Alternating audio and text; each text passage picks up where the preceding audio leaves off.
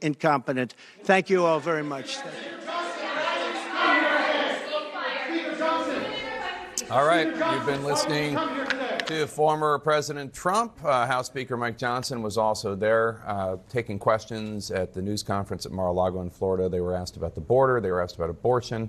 Trump was even asked about Speaker Johnson's job security as he faces a threat from Trump ally Congresswoman Marjorie Taylor Greene, who wants to have him removed as Speaker. CNN's Tom Foreman is standing by to do some fact-checking of what was said.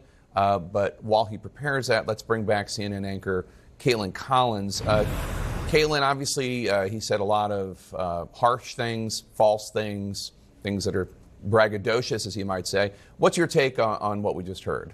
Well, a few things stood out to me, Jake. And one, you didn't hear Speaker Johnson actually take any questions there. He talked at the beginning about some legislation that he wants to stand up that I should note has zero chance of getting passed through the Senate. But in essence of how this went for Speaker Johnson, I mean, you see why he got on a plane today in Washington and flew down to Mar-a-Lago, because he just stood next to the presumptive Republican nominee and leader of his party as he stood by him and said he's doing a good job under tough circumstances, and did not throw any support behind Marjorie Taylor Greene's efforts to potentially oust Speaker Johnson from that job, and the way that she has said she has no confidence in the way he's handling that job. Instead, former President Trump there speaking up for him and praising the job that he's doing. But Jake, what broke through obviously from that is how Trump is feeling about what Monday is going to look like when he becomes the first former president to face a criminal trial.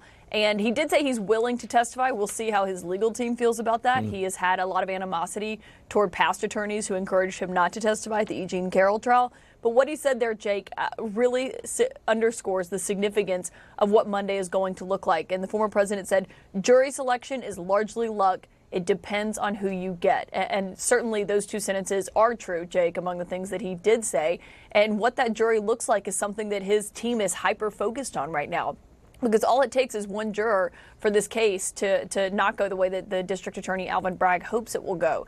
And so clearly you can see just how focused he is on what Monday is going to look like. Jake, the other thing that we've been talking about all week is abortion. And you heard the former president there asked about why we should believe now that he won't sign a federal abortion ban if he's in office again. He says it would not be necessary because Roe versus Wade was overturned by the Supreme Court. And I think a statement that the Democrats will probably be using in their ads, he said, we broke Roe versus Wade, obviously taking credit for that, giving credit to the Supreme Court and the three justices that he put on that court. But when he was asked one point, Jake, if he was pro-choice or pro-life, he said, you know the answer to that. But he did not say, what that answer is. And that just stands out to me. I mean, you remember Governor Ron DeSantis said he doesn't think Trump is pro-life, that he thinks he actually, is someone who, puts forward policies that aren't conservative and isn't actually a believer in that underlying policy. He didn't actually answer that question, Jake. Yeah, I mean,